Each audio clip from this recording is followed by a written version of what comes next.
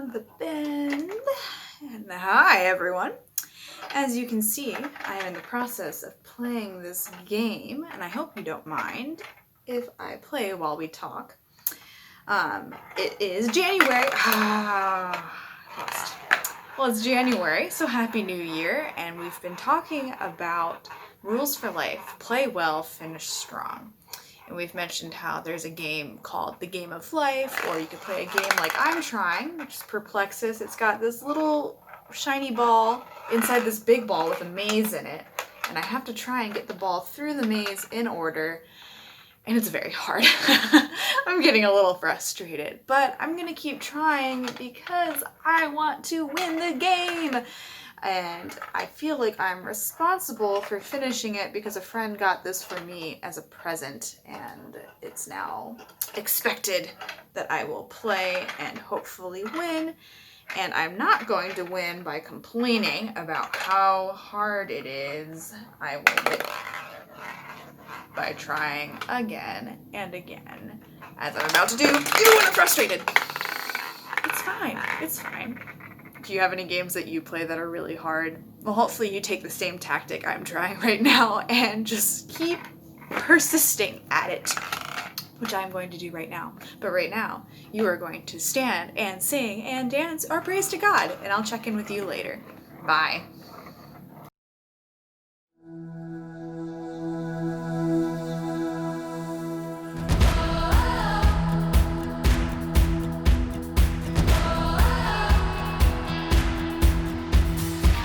Jesus is the one who lights our way. He gives us hope for each new day. When the world feels dark and lonely, His love illuminates. He's the one I trust and I will follow Him. He is the light that breaks through the darkness. Follow His lead and light it up, light it up. Jesus will guide us through every dark time. Follow His lead and light it up the world.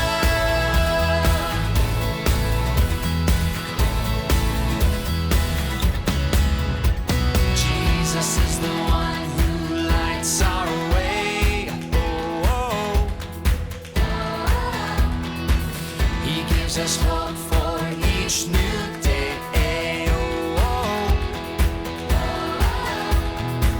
When the world feels dark and lonely, His love illuminates. He's the one I trust and I will follow Him. He is the light that breaks through the darkness. Follow His lead and light it up, light it up. Jesus will guide us through every dark time. Follow His lead and light it up the world.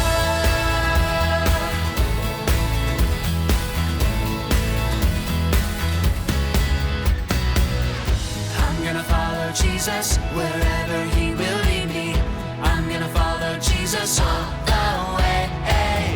I'm gonna follow Jesus wherever He will lead me. I'm gonna follow Jesus all the way.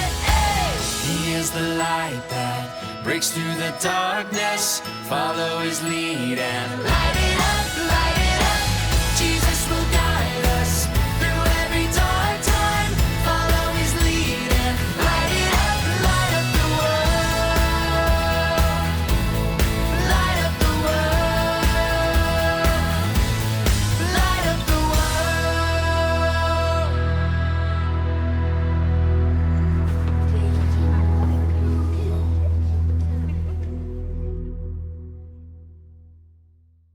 Well, by now you guys have probably figured out we move on to our memory verse for the month. And we just learned January's verse for the first time last week. So let's review it now. It comes from the book of Luke. It says, "Whoever can be trusted with very little can also be trusted with much." Luke 16:10. Have you guys ever been entrusted with anything?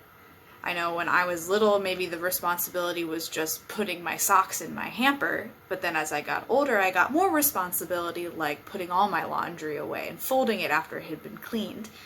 And I have friends who really wanted a dog, but before their parents would trust them with walking a dog and feeding a dog, they had to show they were responsible with something smaller, like a goldfish or a hamster. That doesn't require quite so much work. The cool thing is, Jesus has trusted us to do things in the world for him. We're fulfilling his mission with him. And that's a big responsibility, and we get a little bit more sometimes as we go further along our faith journey. So that's why this verse is a very important one to learn. Last week you learned the sign language for this verse with Miss Jen, and this week we're going to do that game where we take away words one at a time and see how quickly you learn it. I'm in the Life Center with some of you right now, so I'll know if you're playing along, and I'm excited to see how you do. Good luck!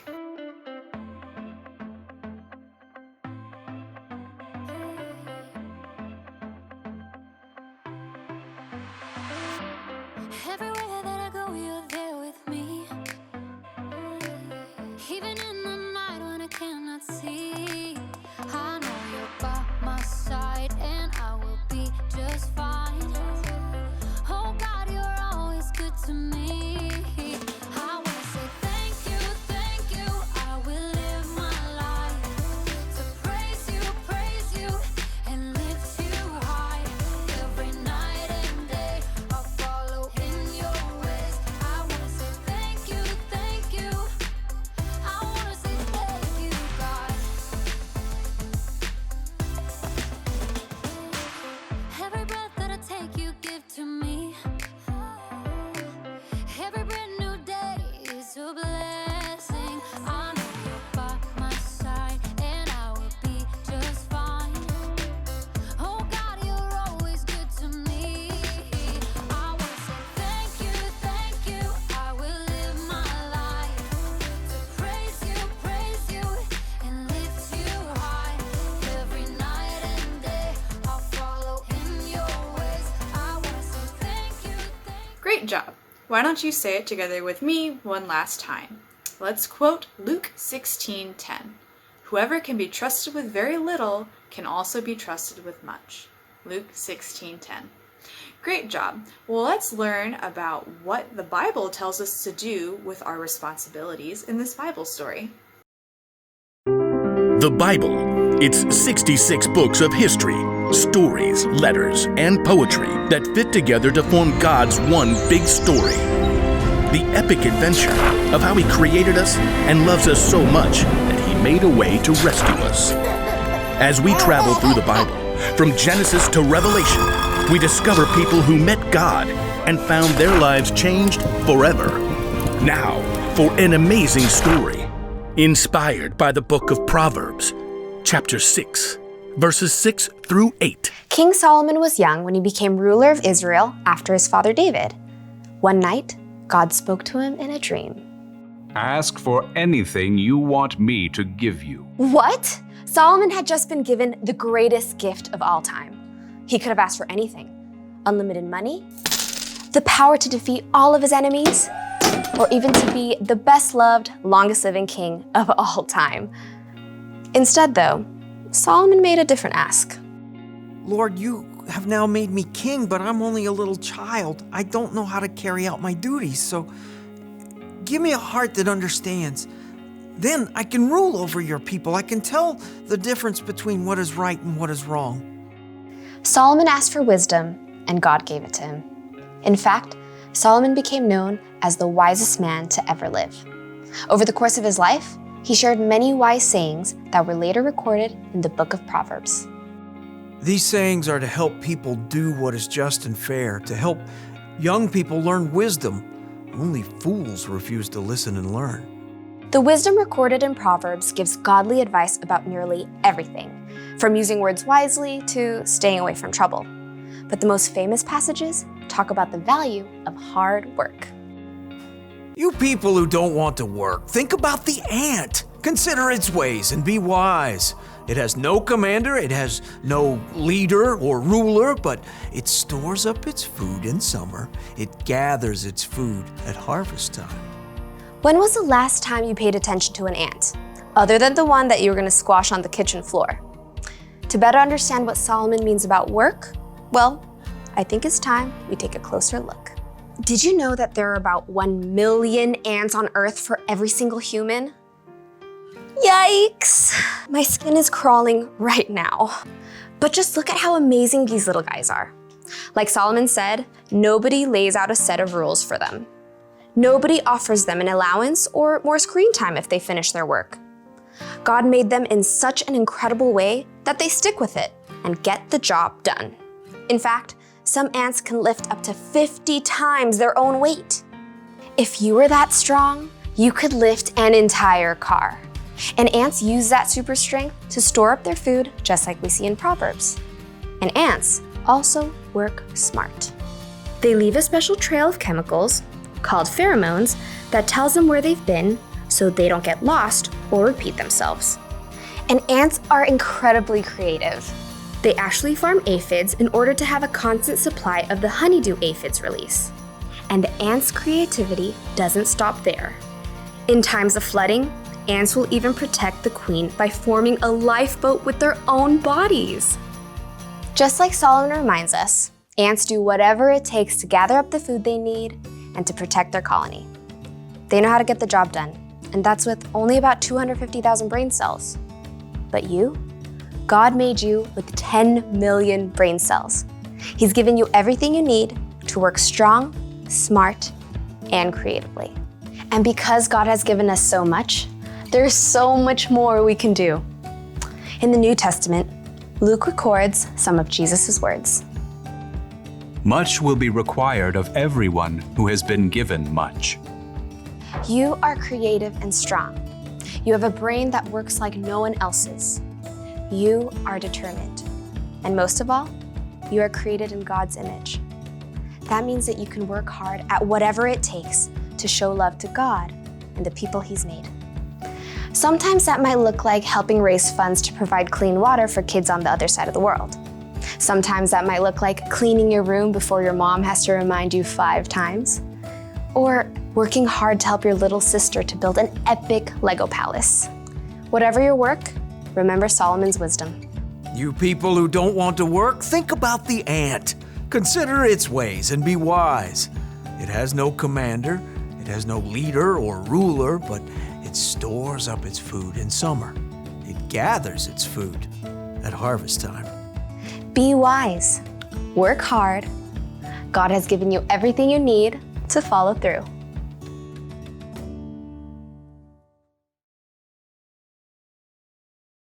Hello! So did you guys learn some fun, cool facts about ants?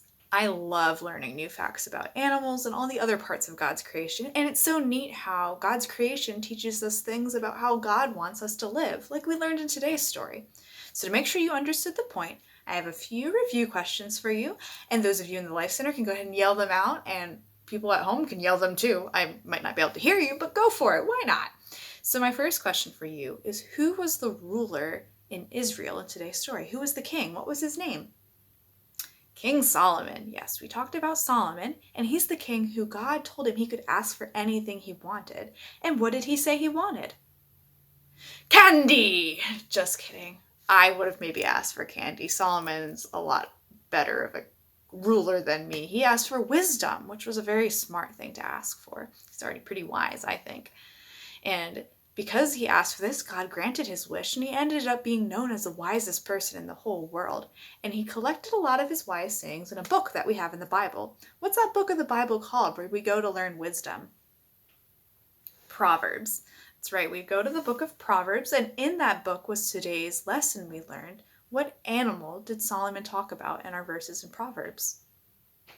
Ants, right. I kind of told you that one at the beginning of this video, but I'm glad you were listening. So we talked about ants, and what did we learn from ants?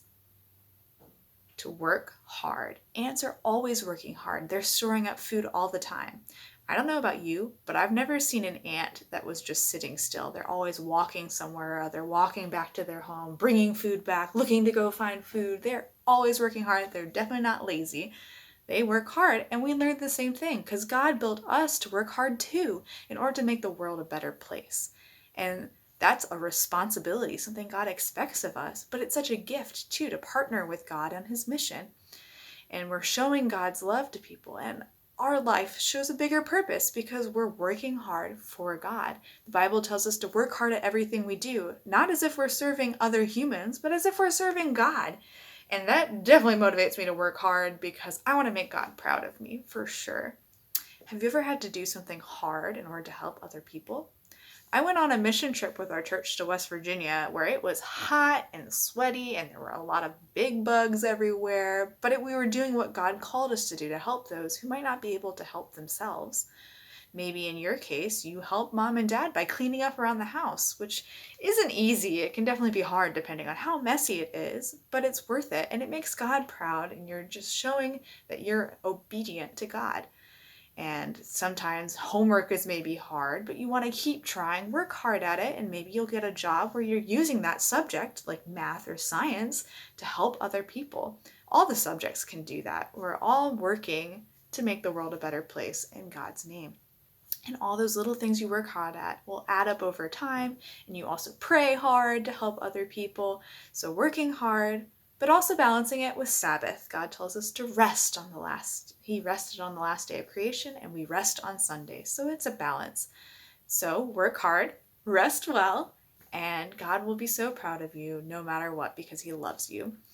All right, well, in that vein, I think I need to return to working hard at this very hard and difficult game, but I am determined. So here we go.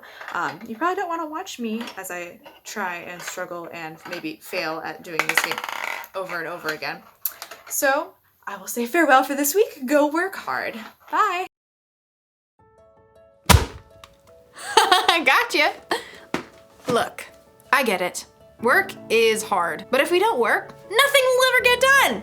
Think about it. If the ant didn't work, he wouldn't have any food stored up for the winter. We actually need work.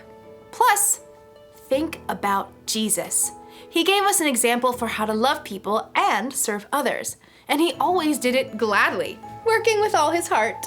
When we work, we should do it with a good attitude, like we're working for God. We shouldn't whine and complain every time someone asks us to do something that's hard or boring. In fact, we could choose to work hard even before someone asks. Think of work like it's a mission. When your mom or dad tells you to clean your room or something, don't go, "It's so hard." Instead say, "Let's do this." And then get the job done. You'll finish your work faster and you'll probably have a better time doing it too. So, here's the rule for life to remember today.